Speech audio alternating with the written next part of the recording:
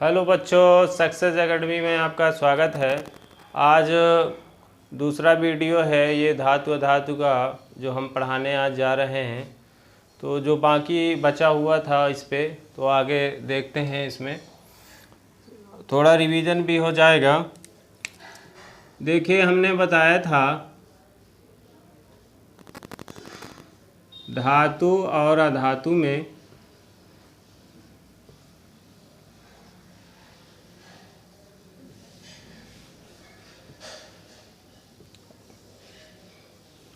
देखिए इसमें हमने अंतर बताया था आपको कि धातु और अधातु में क्या अंतर होता है। एक तरफ लिख देंगे धातु और एक तरफ लिख देंगे अधातु। देखिए, धातु में इनकी प्रॉपर्टीज़ क्या होती है, गुण क्या होते हैं। तो धातु जो होते हैं क्या होते हैं, कठोर। धातु कठोर होते हैं। और अधातु जो है ये आपकी क्या होती है, सॉफ्ट होती है। क्या होती है, सॉफ्ट होती है। यानी कि कठोर का मतलब क्या है, ये ठोस होते हैं।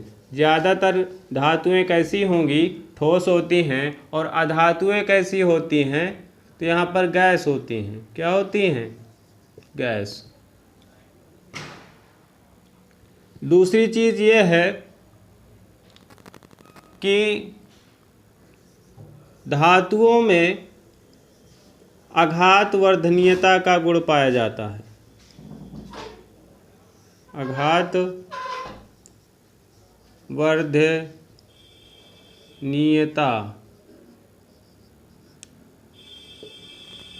का गुण पाया जाता है।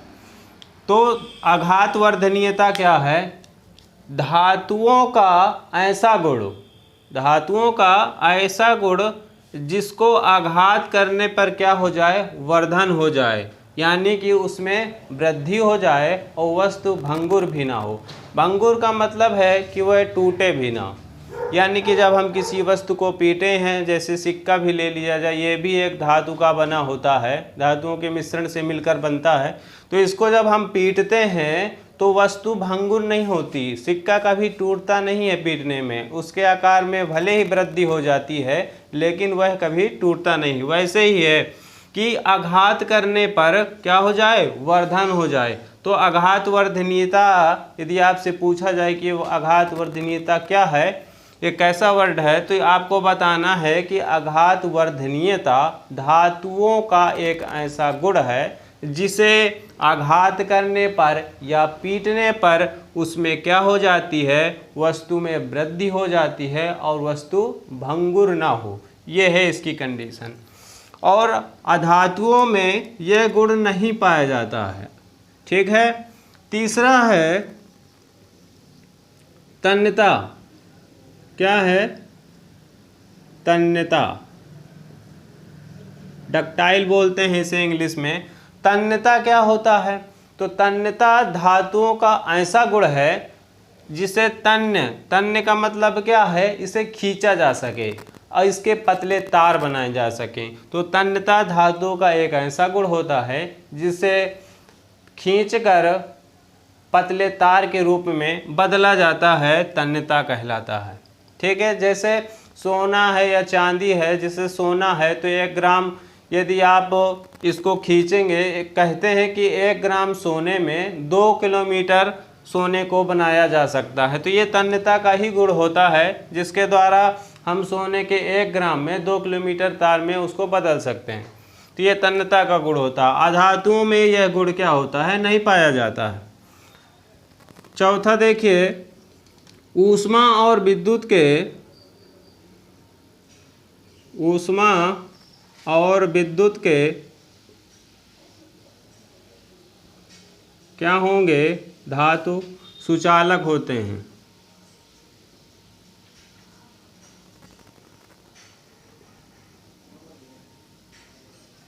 यानी कि ऊष्मा और विद्युत का सुचालक का मतलब क्या है, जिसमें विद्युत धारा का प्रवाह हो सके। तो धातु में क्या होता है कि ऊष्मा और विद्युत के क्या होते हैं, कुचालक होते हैं, यानी कि इसमें विद्युत धारा का प्रवाह आसानी से हो जाता है। तो ये इसकी एक प्रॉपर्टीज है।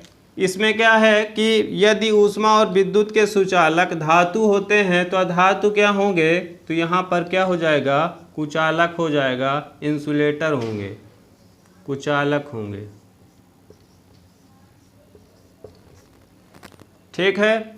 अब आपको इसमें कुछ और भी महत्वपूर्ण ये अंतर आता है आपके में कि धातु और अधातु में अंतर स्पष्ट कीजिए। 2 या 3 नंबर पे आपका अंतर आता है।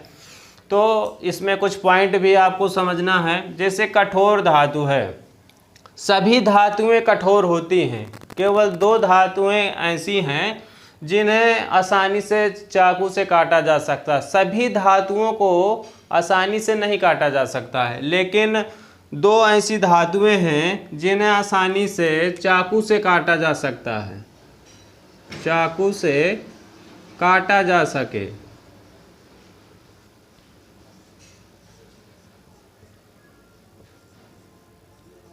तो ऐसी कौन सी 2 धातुएं होंगी, तो आपकी सोडियम है और लिथियम है। ठीक है। तो बाकी जितनी भी धातुएं होती हैं वो कैसी होती हैं, बहुत ही कठोर होती हैं, उन्हें चाकू से नहीं काटा जा सकता। लेकिन लिथियम है और सोडियम है, ये इतनी मुलायम होती हैं और इतनी मुलायम धातु है कि इसे चाकू से आसानी से काटा जा सकता है। ठीक है।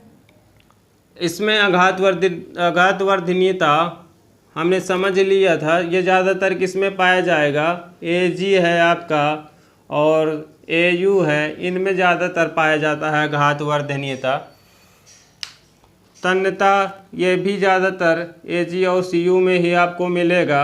ऊष्मा और विद्युत के सुचालक, तो ऊष्मा और चांदी सबसे अच्छा उदाहरण है। क्या है, चांदी ऊष्मा और विद्युत का सबसे अच्छा चालक है। चांदी सबसे अच्छा चालक।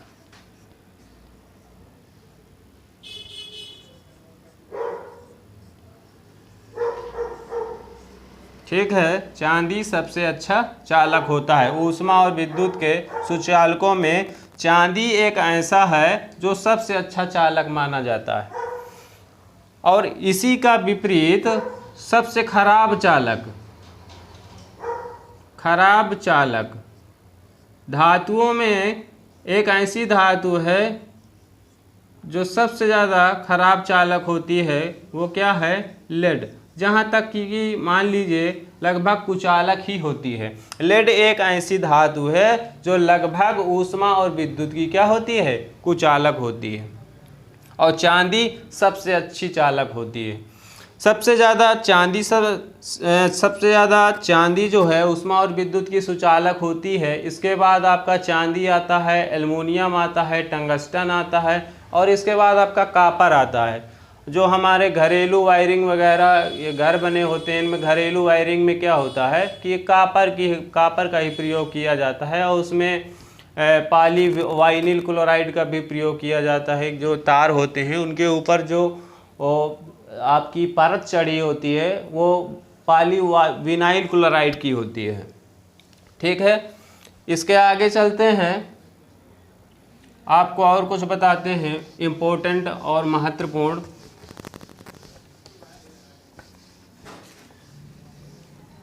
इसके आगे अभी और है,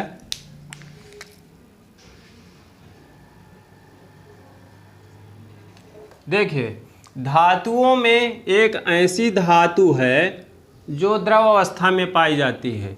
वो कौन सी है, मरकरी। ठीक है, इसे क्या कहते हैं, पारा। यह समान ताप पर या कह सकते हैं रूम टेम्परेचर पर किस अवस्था में प्राप्त होती है, हमें द्रव अवस्था में। 25 डिग्री सेल्सियस कह सकते हैं। 25 डिग्री सेल्सियस पर मरकरी जो है द्रव अवस्था में पाई जाती है। तो धातुओं में एक ऐसी धातु है, कौन सी, Hg। धातुओं में एक ऐसी धातु है जो द्रव अवस्था में पाई जाती है, कौन सी होगी? पारा। इसी तरह अधातुओं में भी एक ऐसी अधातु है जो द्रव अवस्था में पाई जाती है, तो क्या होगी? ब्रोमीन होगी। ब्रोमीन का संकेत Br होता है। ठीक है। इसके अलावा धातुओं में धनायन बनाने की प्रवृत्ति होती है। धनायन बनाने की प्रवृत्ति,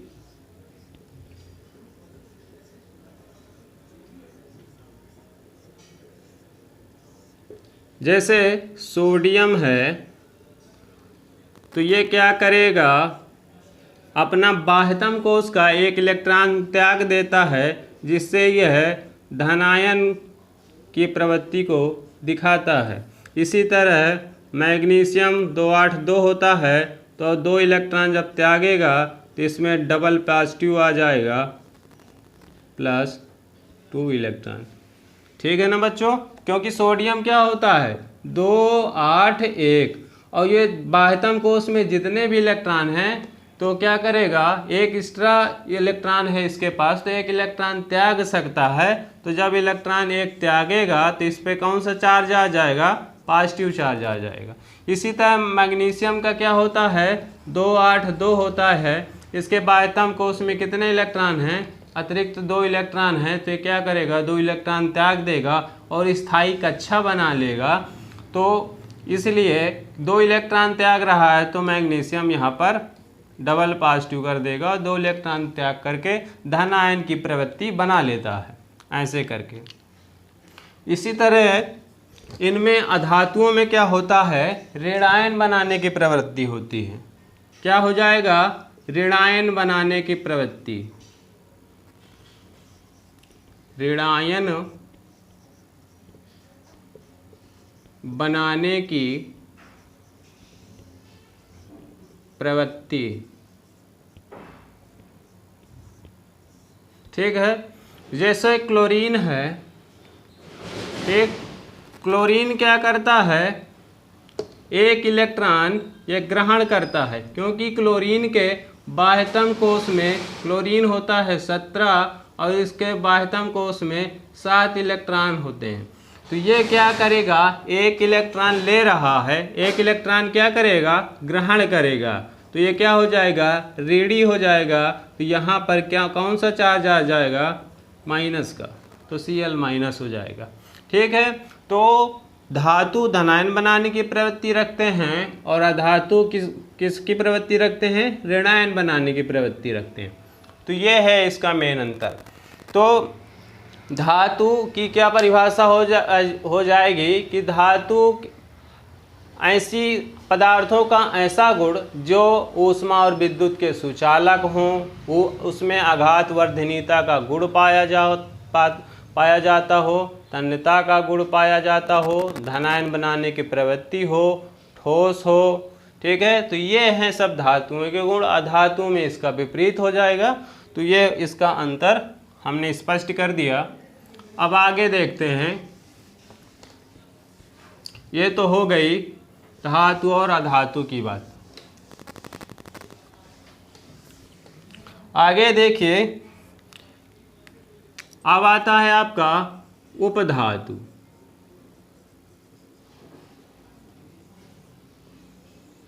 मेटलॉइड बोलते हैं इसे इंग्लिश में।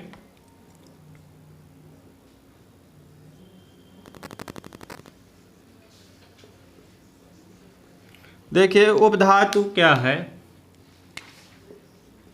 धातु हो गया, अधातु हो गया, अब क्या है? उपधातु। तो उपधातु क्या होता है कि जिसमें धातु और अधातु दोनों के गुण पाए जा रहे हों तो क्या होगा? उपधातु। ठीक है। इसमें क्या होगा?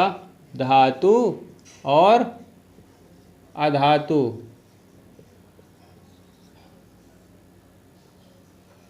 दोनों के गुण क्या रहेंगे? विद्यमान रहते हैं। ठीक है। इसके उदाहरण सबसे ज़्यादा इम्पोर्टेंट है। परिभाषा तो कभी नहीं पूछी जाती कि उपधातु क्या है। उपधातु के ऑब्जेक्टिव में पूछा जाता है निम्न में से उपधातु है, उसमें आपका धातु भी दे देगा, धातु दे देगा, उपधातु भी बीच में डाल देगा। तो सबसे ज़्यादा इसमें इम्पोर्टेंट क्या है, इसका एग्जाम्पल कि उपधातु के उदाहरण दीजिए, तो ये आपका हो जाएगा आर्सेनिक,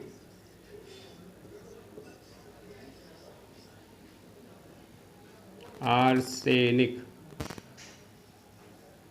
आर्सेनिक को AS से प्रदर्शित करते हैं, ये एक हो गया। दूसरा है एंटीमनी,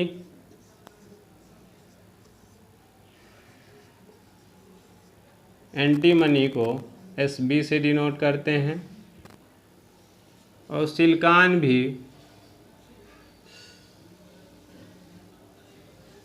आपका लगभग उपधातु में ही आ जाता है।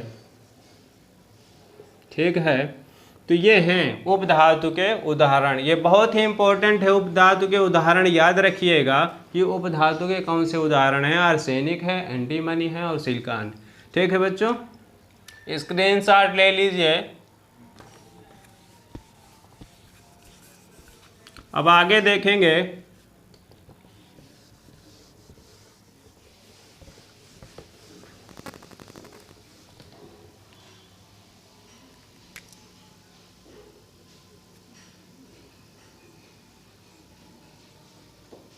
मिश्र धातु।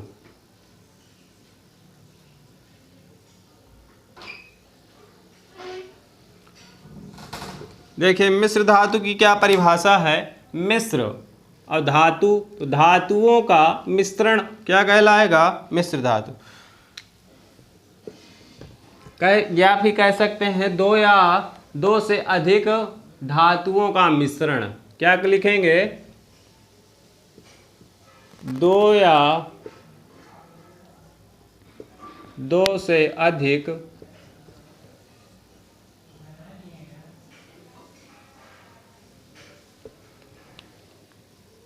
धातुओं का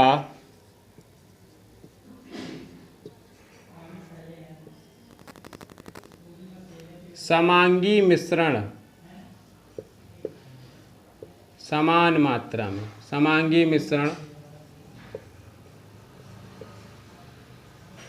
क्या कहलाता है, मिश्र धातु कहलाता है।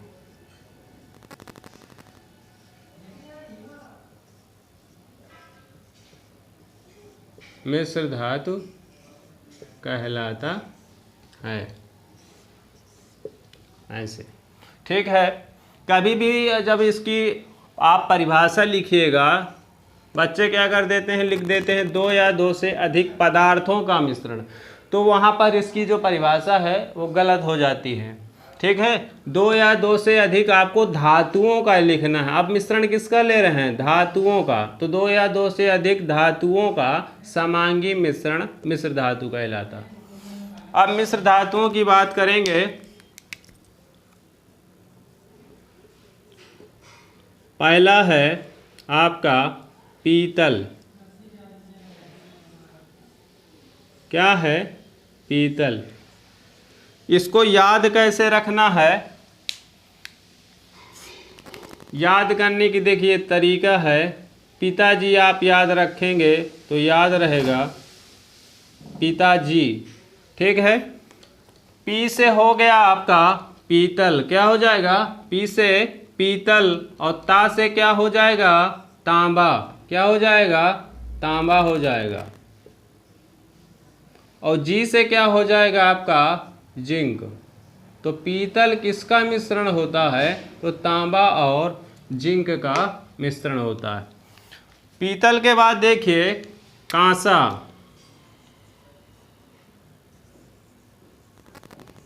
कांसा, कांसा में आपको याद रखना है काटी, याद रखिए। क्या याद रखना है, काटी। कांसा काटी, कांसा काटी। तो यहाँ पर क्या हो जाएगा, का से कापर, क्या हो जाएगा, कापर। और टी से क्या हो जाएगा, टिन। ठीक है, कापर को ही क्या कहते हैं, तांबा कहा जाता है। ठीक, तीसरा देखिए जर्मन सिल्वर। जर्मन सिल्वर, याद क्या रखना है आपको, जर्मन सिल्वर, जर्मन सिल्वर का जाने, क्या याद रखना है, का जाने। जर्मन का एक व्यक्ति था, वो सिल्वर के बारे में का जाने, ये है इसका सेंटेंस, जर्मन सिल्वर के बारे में का जाने। तो यहां से का से क्या हो जाएगा आपका, कापर, और जा से क्या हो जाएगा, जिंक, और नी से क्या हो जाएगा आपका, निकेल हो जाएगा। क्या हो जाएगा, निकेल। ऐसे करके आपको ये याद रखना है। ऊपर वाला नोट कर लिया होगा।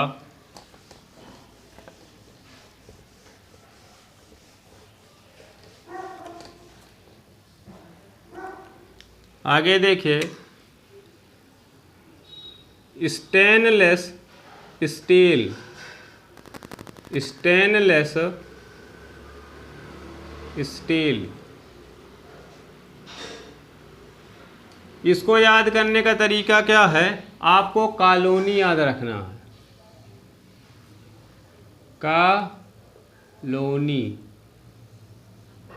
स्टेनलेस स्टील हर कॉलोनी में मिलते हैं, तो कॉलोनी जब याद रखेंगे तो का से हो जाएगा आपका क्रोमियम। क्या हो जाएगा, क्रोमियम, क्रोमियम। और लो से क्या हो जाएगा, लोहा। अन्नी से क्या हो जाएगा, निकिल हो जाएगा। ठीक है बच्चों, क्रोमियम को संकेत क्या होता है, Cr। ठीक है, ऐसे क्रोमियम। Fe का संकेत Fe, और निकेल Ni। स्टेनलेस स्टील हो गया। देखिए डच मेटल,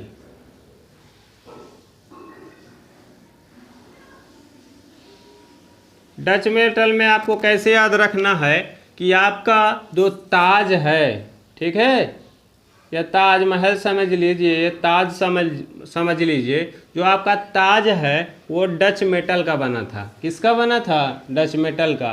तो यहाँ पर क्या हो जाएगा, ता से तांबा,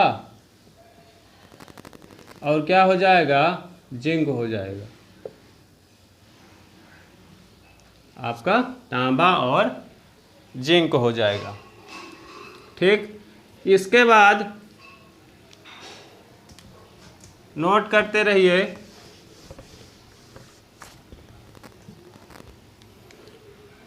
आपका आएगा टांका। टांका को ही कहीं कहीं बुक में शोल्डर लिखा हुआ मिलता है। क्या लिखा हुआ मिलता है, शोल्डर, ध्यान रखिएगा। देखिए टांका, आपको इसको कैसे याद रखना है कि एक लड़की पहाड़ पर जा रही थी, ठीक है, एक लड़की पहाड़ पर जा रही थी, तो उसको कांटा लग गया। ठीक है, तो कांटा लग गया, तो कांटा लगने की वजह से क्या थी, वो लेटी थी। कांटा लगने की वजह से क्या हो जाएगी, लेटी थी। यहाँ पर टांका का उल्टा कीजिए तो मान लीजिए एक प्रकार से कांटा हो गया। जब वो लड़की पहाड़ पर जा रही थी तो उसे क्या लग गया, कांटा लग गया, और कांटा लगने की वजह से लड़की क्या थी, लेटी थी। लेटी थी तो ले से क्या हो जाएगा, लेड, और टी से क्या हो जाएगा, टिन। लेड का संकेत पी बी, टिन का संकेत एस एन। ठीक, तो लेड प्लस टिन से मिलकर बना होता है टांका और शोल्डर। साथ में दूसरा भी इसी में है फ्यूज तार। फ्यूज तार भी आपका इसी से मिलकर बना होता है, लेड और टिन से। ठीक है, तो इसके लिए ये क्या हो जाएगा, कॉमन हो जाएगा। कॉमन के लिए है, ऐसे एरो बना देते हैं हम कि ये दोनों के लिए है। ठीक है, लेड और टिन के द्वारा दो मिश्रण एक बनते हैं, टांका का भी निर्माण होता है और फ्यूज तार भी इसी से बनते हैं। ये पूछा जा चुका है हाई स्कूल में। पीतल और कांसा भी बहुत इम्पोर्टेंट है, वो तो कई बार पूछे गए हैं। इसके बाद स्टील देख लीजिए।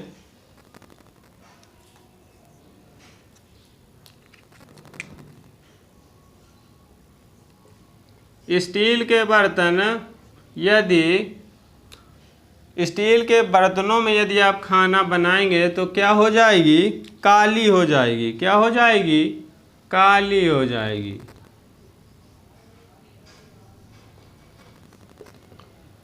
तो आपका का से क्या हो जाएगा,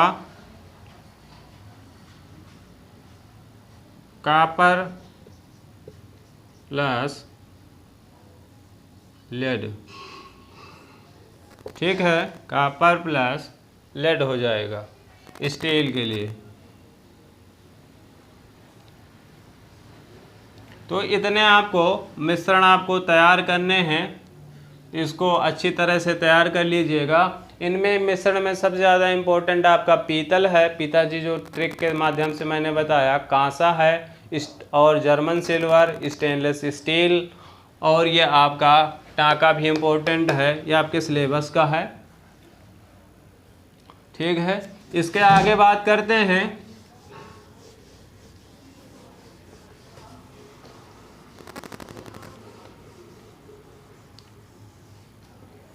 आपके सिलेबस में छोटी छोटी कुछ परिभाषाएं हैं, उन्हें पढ़ना है। परिभाषाएं आती हैं जैसे ये गैल्वनीकरण,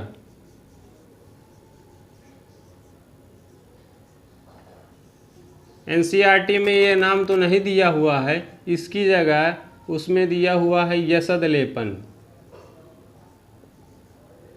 जब आप किताब देखेंगे तो आपको ये वर्ड मिलेगा यसद लेपन का। इसी को कहा जाता है गैल्वनीकरण। इसकी परिभाषा क्या है कि जब हम लोहे पर, सीधी सी परिभाषा है, Fe क्या होता है, लोहा, और लोहे पर जब हम जिंक की परत चढ़ाते हैं, किसकी परत चढ़ाते हैं, जिंक की, तो वो क्या कहलाता है, गैल्वनीकरण कहलाता है, यसद लेपन कहलाता है। और इसी को क्या कहते हैं, जस्तीकरण भी कहा जाता है। क्या कहते हैं, जस्तीकरण भी कहा जाता है। जस्तीकरण इसलिए कहा जाता है क्योंकि जस्ता, और जस्ता का मतलब होता है जिंक, जस्ता को ही जिंक के नाम से जानते हैं। तो यानी कि जब लोहे पर किसकी परत चढ़ाई जाती है, जिंक की परत चढ़ाई जाती है, तो उसे क्या कहते हैं, जस्तीकरण कहो या गैल्वनीकरण कहो या फिर यसद लेपन। ठीक, आपको इसमें लिखना क्या है, लिख लीजिएगा कि जब हम लोहे में जिंक की परत चढ़ाते हैं तो यह प्रक्रिया क्या कहलाती है, गैल्वनीकरण, यसद लेपन या जस्तीकरण कहलाती। इसके बाद देखिए टिनिंग क्या है, टिनिंग। तो टिनिंग क्या होता है कि जब हम लोहे में टिन की परत चढ़ाएंगे, टिन,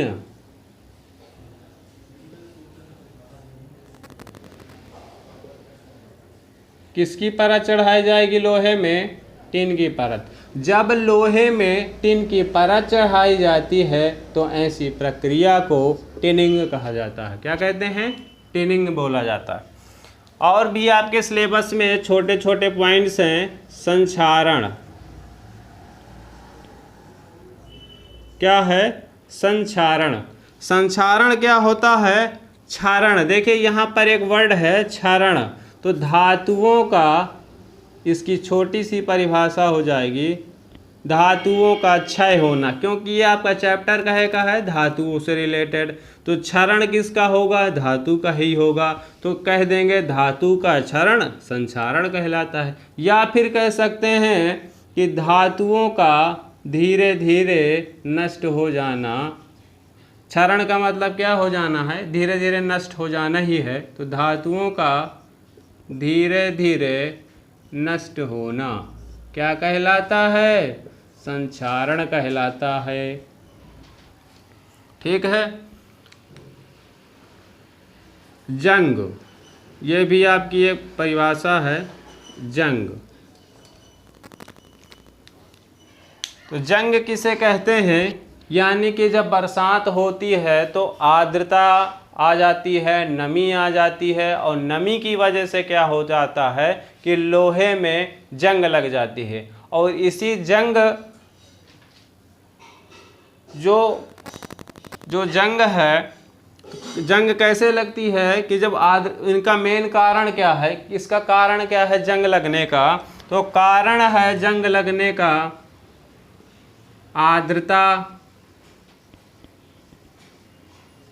आर्द्रता, वायु, नमी। आर्द्रता, वायु, नमी। तो आर्द्रता, वायु एवं नमी के कारण धातु का क्या हो जाना? धीरे धीरे क्षरण होना या धीरे धीरे नष्ट होना क्या कहलाता है? जंग कहलाता। और जंग का सूत्र क्या होगा? Fe2O3.XH2O। ठीक, ये जंग का सूत्र है। ऐसे करके तो ये आपका जंग हो गया। जंग में क्या है कि जंग से बचाव कैसे करते हैं? तो जंग में से बचाव के लिए उपयोग क्या है कि आपको उस लोहे पर पेंट कर देना चाहिए, ये वार्निश कर दीजिए, या फिर किसी भी तरह की उसमें परत चढ़ा दीजिए। तो परत चढ़ाने पर क्या हो जाएगा? उस पर जंग नहीं लगेगी। ठीक है। तो अब आगे देखते हैं कुछ धातु और अधातुओं के रासायनिक गुण। ये आपने समझ लिया, 3-4 पॉइंट थे इसमें। आगे देखते हैं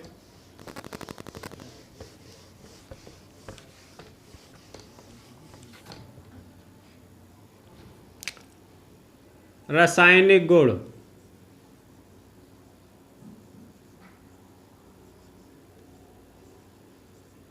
रासायनिक गुण। रासायनिक गुण में देखेंगे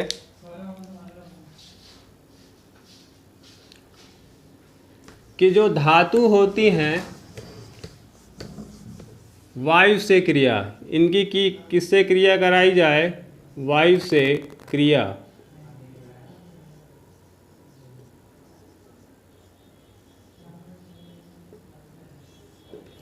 जब हम धातुओं की क्रिया वायु से कराएंगे, देखिए जैसे हमने एक धातु ले लिया Na और इसकी क्रिया हमने ऑक्सीजन से करा दिया, तो क्या बनेगा? ठीक। तो यहाँ पर देखिए सोडियम और ऑक्सीजन, मैंने आपको रासायनिक सूत्र वाला चैप्टर पढ़ाया है, और जो लड़के वीडियो न देखे हों तो सबसे पहले इस वीडियो को, रासायनिक सूत्र बनाने वाले वीडियो को देखिए, और इसके बाद देखिए उसमें कैसे सूत्र बनाया जाता है, रासायनिक सूत्र कैसे बनता है हमने बताया है। तो इसकी जो बैलेंसी होती है, अब इसको जब रिएक्शन करेंगे Na+O2 तो क्या बनेगा? देखिए Na क्या होता है? Na की बैलेंसी +1 होती है और ऑक्सीजन की बैलेंसी -- होती है। हमने कहा था कि पहले आप इसको लिख दीजिए, इसकी बैलेंसी 2 है, प्लस माइनस से आप न प्लस माइनस अभी आप ना सोचिए, नंबर बस देखा जाता है, 1 है यहाँ पर 2 है। ठीक है। तो इसकी वैलेंसी 2 है, तो ये सोडियम के बाद लगेगी, तो सोडियम के बाद लगा दीजिए। और सोडियम की जो वैलेंसी 1 है, तो ये ऑक्सीजन के बाद लगा देंगे, तो 1 लिखा नहीं जाता, तो क्या बनेगा, सोडियम ऑक्साइड बनेगा। तो सोडियम ऑक्साइड यहाँ पर आप पहले बना दीजिए, Na2O बन जाएगा। ठीक, अब यहाँ पर देखिए कि सोडियम के कितने अणु हैं, 2, यहाँ पर कितने हैं, 1, तो आप यहाँ पर 2 का गुणा कर दीजिए। ठीक है, अब देखिए यहाँ पर ऑक्सीजन 1 है, यहाँ पर 2 है, तो 2 का गुणा कर दीजिए। तो ऑक्सीजन कितने हो गए, 2, यहाँ पर ऑक्सीजन कितने हैं, 2, लेकिन यहाँ पर 2 लगाने से सोडियम कितने हो गए, 4, तो यहाँ पर आप कर दीजिए 4। बैलेंस सहित आपकी ये रिएक्शन हो गई। तो बनता क्या है कि जब हम धातुओं की क्रिया ऑक्सीजन से कराते हैं तो बनता क्या है, धातु का ऑक्साइड बनता है। क्या बनता है, धातु का ऑक्साइड बनता है।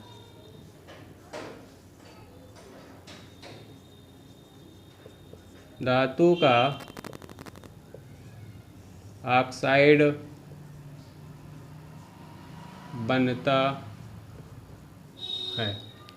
ठीक है दोस्तों, इसके बाद देखिए Mg, इसी तरह Mg+O2 क्या हो जाएगा, तो यहाँ पर मैग्नीशियम जो है आपका डबल पॉजिटिव होता है, ऑक्सीजन डबल माइनस होता है, डबल डबल कैंसिल हो जाएंगे, हो जाएगा MgO। क्या बन जाएगा, MgO। यहाँ पर देखिए ऑक्सीजन 2 है, 1 है, तो यहाँ पर 2 का गुणा करना पड़ेगा, 2 लगाना पड़ेगा, जिससे Mg2 हो जाएंगे। यहाँ पर Mg1 है, तो यहाँ पर 2 लगा दीजिए, तो 2Mg ऑक्सीजन 2 बैलेंस हो गया।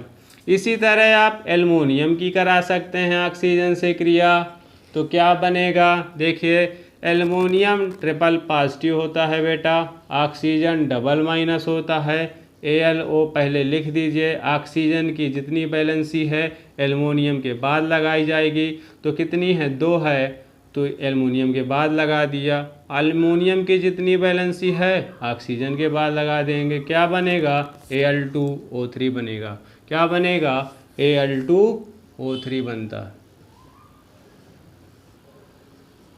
ठीक है दोस्त, एल्युमिनियम कितने, 2, यहाँ पर ऑक्सीजन कितने, 3, तो यहाँ पर क्या करेंगे, आप यहाँ पर 2 लगा दीजिए, जिससे ऑक्सीजन कितने हो जाएंगे, 6, यहाँ पर 3 लगा दीजिए, तो ऑक्सीजन तो 6 हो गया, लेकिन एल्युमिनियम 4 हो गया, तो यहाँ पर आपको 4 लगाना पड़ेगा। ठीक है, तो ये वायु से क्रिया है। जब धातुओं की क्रिया, ये सभी क्या हैं, सोडियम, मैग्नीशियम, एल्युमिनियम धातु हैं, और इसकी क्रिया जब हम ऑक्सीजन से कराते हैं तो धातु का ऑक्साइड बनता है। सोडियम धातु हो गई और ये ऑक्सीजन लगा हुआ है, तो धातु का क्या बोला जाएगा, ऑक्साइड। ठीक है दोस्तों, ये पहली रिएक्शन थी वायु से क्रिया। अब किससे क्रिया करना है हमें,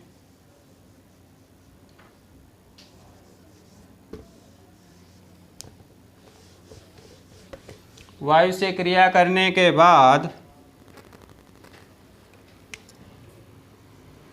अम्ल से करा दीजिए।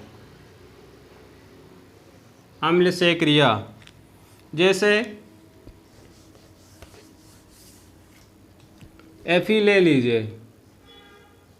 Fe की क्रिया जब हम अम्ल से कराएंगे, ठीक, जब हम Fe की क्रिया HCl से कराएंगे, HCl क्या है आपका, अम्ल है। जब धातुओं की क्रिया अम्ल से कराई जाएगी तो क्या होगा, तो देखिए जो Fe है ये पॉजिटिव होता है, Cl क्या होता है, निगेटिव होता है, तो Fe Cl के साथ ही जुड़ेगा। तो Fe की जो बैलेंसी है ये 3 है और Cl की बैलेंसी -1 है, तो यहाँ पर Fe और Cl लिख देंगे। Cl की वैलेंसी 1 Fe के बाद लगाया जाएगा तो 1 लिखा नहीं जाता है। Fe की वैलेंसी 3 है जो Cl के बाद लगेगी तो क्या बन जाएगा, FeCl3 बन जाएगा। क्या बन जाएगा, FeCl3। तो यहाँ पर FeCl3, ठीक है। और साथ में क्या बनेगा, हाइड्रोजन निकलता है। साथ में क्या निकलता है, हाइड्रोजन निकलेगा। तो जब हम धातुओं की क्रिया अम्ल से कराते हैं तो क्या बनेगा, हाइड्रोजन गैस निकलती है। क्या निकलेगी, हाइड्रोजन गैस निकलती है। हाइड्रोजन गैस निकलती है, ठीक है दोस्तों।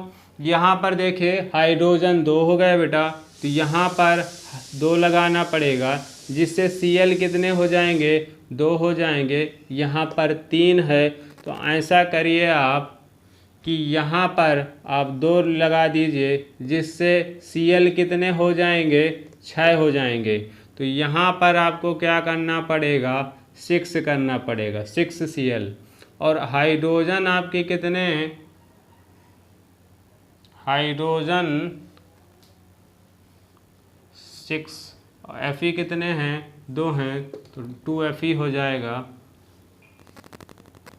हाइड्रोजन आपका 6 है तो यहाँ पर 2 है तो यहाँ पर आप क्या लगा दीजिए, 3 लगा दीजिए। बैलेंस हो गया, बैलेंस के साथ। तो मेन इसमें क्या है कि जब हम धातुओं की क्रिया अम्ल से कराते हैं, आप कोई भी धातु ले लीजिए उसकी क्रिया अम्ल से करा दीजिए तो क्या बनेगा, हाइड्रोजन गैस मेन इसकी निकलेगी। मैं अभी और करवा देता हूँ। जैसे हमने सोडियम ले लिया, सोडियम की क्रिया हमने किससे करानी है, HNO3 से हमने करा दिया। ये क्या है, नाइट्रिक अम्ल है, ये भी अम्ल है। हाइड्रोजन नाइट्रेट इसका रासायनिक नाम है, नाइट्रिक अम्ल से जब हमने इसकी क्रिया, सोडियम की क्रिया हाइड्रोजन नाइट्रेट से कराई तो ये क्या बनेगा, NaNO3। N पॉजिटिव होता है, NO3 निगेटिव होता है तो क्या बन जाएगा, NaNO3। इसमें हाइड्रोजन गैस निकलती है तो आप निकाल दीजिए, ऐसे करके बन जाएगा। आप कोई भी रिएक्शन ले सकते हैं, जैसे Mg ले लिया हमने और इसकी क्रिया हमने H2SO4 से करा दिया तो Mg डबल पॉजिटिव होता है, SO4 डबल निगेटिव होता है। SO4 क्या होता है हमने बता रखा है, बैलेंसी बहुत ज़रूरी है याद करना। तो Mg double positive, SO4 double negative, double double cut जाएंगे तो Mg जो है SO4 के साथ जुड़ेगा तो MgSO4 बन जाएगा और हाइड्रोजन गैस निकलेगी, ठीक है। देखिए सब में निकल रहा है हाइड्रोजन, यानी कि जब धातुओं की क्रिया अम्ल से हम जब कराते हैं तो हाइड्रोजन गैस निकलती है। क्या निकलती है, हाइड्रोजन गैस निकलती है, ठीक है बच्चों। स्क्रीनशॉट ले लीजिए इसका। यह हो गया अम्ल से क्रिया, वायु से क्रिया हो गई, अम्ल से क्रिया हो गई। अब जल से क्रिया कराते हैं। किससे कराएंगे, जल से करवा दीजिए।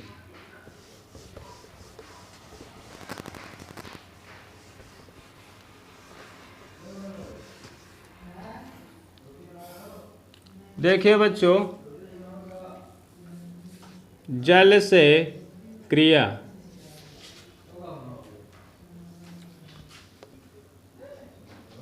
ये जो शुरुआत में जब आपने यह रासायनिक गुण लिखा था तो वहाँ पर लिख दीजिएगा धातुओं के रासायनिक गुण, वहाँ पर लिख लीजिएगा, ये भूल गया था मुझे। धातुओं के रासायनिक गुण जल से क्रिया। जब हम किसी धातु की क्रिया किससे कराएंगे, जल से कराएंगे, ठीक है बच्चों। तो क्या बनता है, हाइड्रोक्साइड बनता है। क्या बनेगा, यहाँ पर NaOH बनता है। क्या बनेगा, NaOH बनता। बैलेंस कर बैलेंस कर लीजिए इसे। इसी तरह Mg क्या है, Mg की क्रिया जब हम किससे कराएंगे, जल से कराएंगे, तो क्या बनेगा, MgOH का होल ट्वाइस बनता है। मेन क्या है कि जब हम धातुओं की क्रिया जल से कराते हैं तो क्या बनता है, हाइड्रोक्साइड बनता है। क्या बनेगा, हाइड्रोक्साइड। ठीक है, जब धातु की क्रिया जल से कराते हैं तो धातु का हाइड्रोक्साइड बनता है, यानी कि धातु हाइड्रोक्साइड होगी। तो यहाँ पर Mg की कराया तो यहाँ H2O से जब कराएंगे तो MgOH का होल ट्वाइस हो जाएगा। जानते हैं ना कैसे बना, Mg जो है वो डबल पॉजिटिव होगा, यहाँ पर क्या होता है, H2O का मतलब क्या होता है, H अलग हो जाएगा और OH अलग हो जाएगा, H और OH से ही बनता है H2O। तो यहाँ पर OH आयन क्योंकि प्लस है तो माइनस से ही तो जुड़ेगा, और इसको जब जोड़ेंगे तो MgOH हमने लिख दिया, तो OH की बैलेंसी -1 है जो मैग्नीशियम के बाद लगाई जाएगी, एक लिखा नहीं जाता। Mg की बैलेंसी 2 है तो ये OH के बाद लगाई जाएगी, तो ऐसे करके लगा देंगे तो MgOH का होल ट्वाइस हो जाएगा। ठीक है ना बच्चों, हर जगह बैलेंस नहीं करेंगे, आप कर लीजिएगा। जैसा एल्युमिनियम प्लस H2O से जब क्रिया कराएंगे तो AlOH का होल थ्राइस बनेगा, क्योंकि एल्युमिनियम की बैलेंसी 3 होती है। उसी तरह इसमें भी किया जाएगा। ठीक है बच्चों,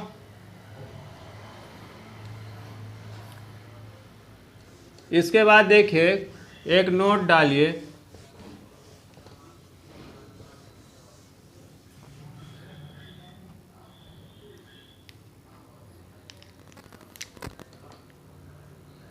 जो बहुत ही इम्पोर्टेंट है कि जो धातु के ऑक्साइड होते हैं, धातुओं के ऑक्साइड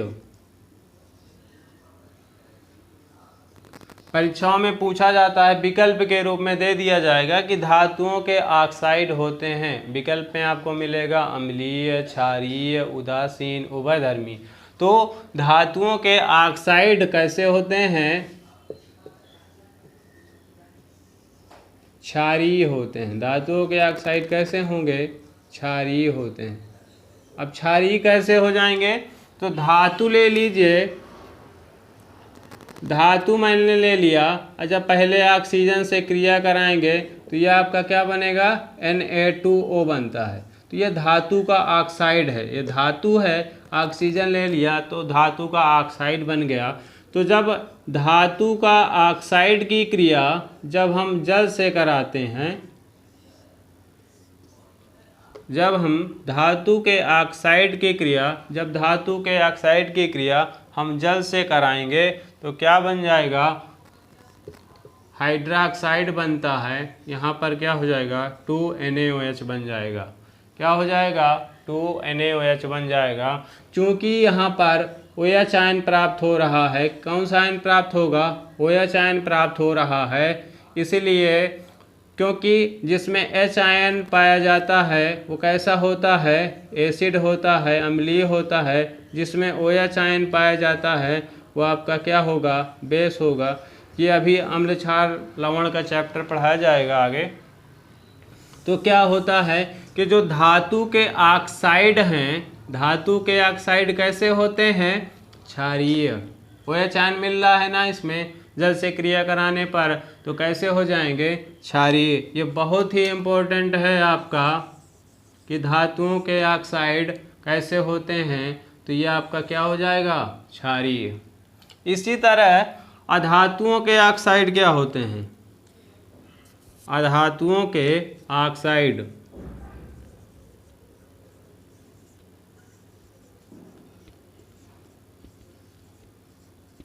अधातुओं के ऑक्साइड। तो धातुओं के जब ऑक्साइड क्षारीय हैं तो अब इसलिए बात है कि अधातुओं के ऑक्साइड कैसे होंगे, तो अम्लीय होंगे। ठीक है। हमने जैसे अधातुओं का कोई ऑक्साइड ले लिया, अधातु कार्बन, ठीक है, अधातु क्या है, कार्बन है, और कार्बन का ऑक्साइड ले लिया तो हमने CO2 ले लिया। अब इसकी क्रिया जब हम जल से कराते हैं तो यह बनेगा क्या, H2 बन गया, H2 लिख दीजिए। C ऑक्सीजन एक इधर चला जाएगा तो क्या हो जाएगा, H2CO3, ठीक है, हाइड्रोजन कार्बोनेट। तो यहाँ पर H आयन मिल रहा है तो क्या हो जाएगा, अम्लीय हो जाएगा। तो H2CO3 क्या है, अम्ल बन गया। जैसे हमने SO3 ले लिया, सल्फर का ऑक्साइड ले लिया हमने, सल्फर डाइऑक्साइड ले लिया, इसकी क्रिया हमने जल से करा दिया। तो जल से कराने पर ये क्या देगा, H2SO3 दे देगा। तो H2SO3 हाइड्रोजन सल्फाइड हो गया, ये हाइड्रोजन कार्बोनेट है। तो ये क्या है, अम्ल है। तो ये बहुत ही इम्पोर्टेंट है कि जो धातुओं के ऑक्साइड हैं वे आपके क्षारीय होते हैं और अधातुओं के ऑक्साइड क्या होते हैं, अम्लीय होते हैं। कई बार परीक्षाओं में पूछा गया, ठीक है।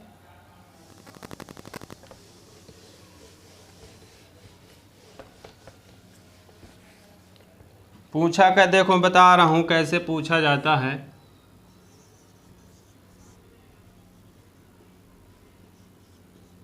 धातुओं के ऑक्साइड होते हैं, धातुओं के ऑक्साइड होते हैं, ठीक है। विकल्प में आपका क्या रहेगा,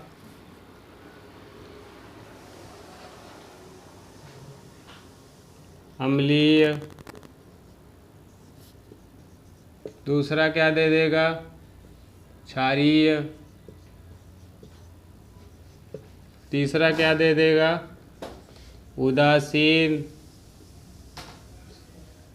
चौथा क्या दे देगा, उभयधर्मी, ठीक है बच्चों। तो धातुओं के ऑक्साइड अभी मैंने बताया, तो क्या हो जाएगा, आपका क्षारीय हो जाएगा। कैसा हो जाएगा, क्षारीय। तो ऐसे करके आपका विकल्प देता है। यदि यहाँ पर अधातुओं का कर देता तो अम्लीय हो जाता। उदासीन ऑक्साइड, कुछ धातुओं के ऑक्साइड उदासीन होते हैं, जैसे एल्युमिनियम, किनके किनके होते हैं, एल्युमिनियम के ऑक्साइड, जिंक के ऑक्साइड, ये कैसे होते हैं, उभयधर्मी होते हैं। जैसे एल्युमिनियम का जो ऑक्साइड है Al2O3 उभयधर्मी की बात हो रही है, उदासीन है ये, उभयधर्मी की बात हो रही है। तो यहाँ पर एल्युमिनियम और जिंक के जो ऑक्साइड हैं वो कैसे होंगे, तो उभयधर्मी होंगे। तो यहाँ पर एल्युमिनियम का ऑक्साइड Al2O3 हो जाएगा, तो ये उभयधर्मी ऑक्साइड है। Al2O3 कैसा ऑक्साइड है, उभयधर्मी ऑक्साइड है। जिंक का ऑक्साइड कैसा ऑक्साइड होगा, उभयधर्मी ऑक्साइड है, ठीक है बच्चों।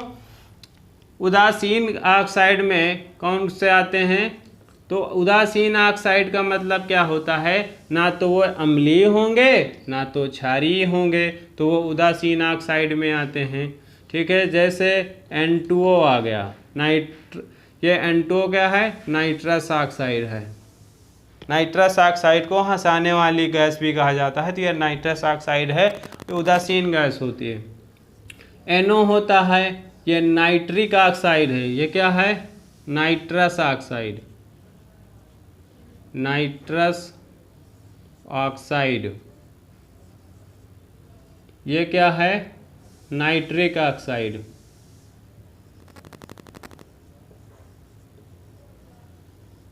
Nitric oxide. तो ये N2O है, NO है, CO है, तो कैसे ऑक्साइड होते हैं, उदासीन है। कार्बन मोनोऑक्साइड, ये भी उदासीन है आपका।